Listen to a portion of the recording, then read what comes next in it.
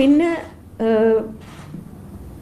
വിധി വന്നപ്പോൾ ഞങ്ങളെല്ലാവരും സ്വിച്ച് ഓഫ്, 7-ാം പ്രതി വെറുതെ വിട്ടു എന്ന് പറഞ്ഞപ്പോൾ തന്നെ ഞാൻ പറഞ്ഞു സ്വിച്ച് ഓഫ് ചെയ്തോളൂ, ഇനി അവിടെ നിന്ന് അങ്ങോട്ട് ആർക്കും ശിക്ഷ ഉണ്ടാകാൻ വഴിയില്ല എന്ന് ഞാൻ പറഞ്ഞു. അപ്പോൾ തന്നെ സ്വിച്ച് ഓഫ് ചെയ്തു.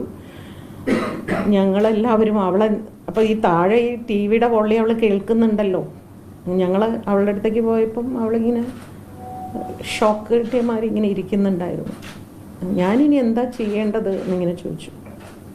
ഞങ്ങളാരും ഒന്നും മിണ്ടിയില്ല, ആരും ഭക്ഷണം കഴിച്ചില്ല. എല്ലാവരും വൈകുന്നേരം വരെ അങ്ങനെ സൈലൻ്റായിട്ട് തന്നെ ഇരുന്നു. അത് മാത്രമേ ഉണ്ടായുള്ളൂ. അപ്പീൽ പോകുന്നതിനെ കുറിച്ചൊന്നും സംസാരിക്കാൻ പറ്റുന്ന ഒരു മാനസികാവസ്ഥയിലല്ലായിരുന്നു. അതല്ലായിരുന്നു അവിടെ സംസാരിക്കേണ്ടത്. അവളെ ഒന്ന് ആ സമയത്തൊന്ന് കൺസോൾ ചെയ്യാമെന്ന് മാത്രമേ ചിന്തിച്ചുള്ളൂ.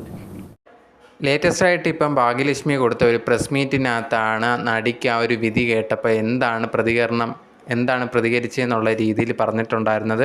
ഭയങ്കരമായിട്ട് വിധി കേട്ടതും ഭയങ്കരമായിട്ട് ഷോക്കായിട്ടിരുന്നു.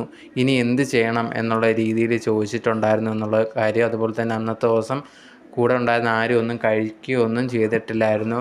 എങ്ങനെയെങ്കിലും അവരെ ഒന്ന് സപ്പോർട്ട് ചെയ്ത് നിർത്തണമെന്നാണ് വിചാരിച്ചതെന്നുള്ളൊരു കാര്യമാണ് ഭാഗ്യലക്ഷ്മി ഒരു പ്രസ് മീറ്റിനകത്ത് പറഞ്ഞിട്ടുണ്ടായിരുന്നത്.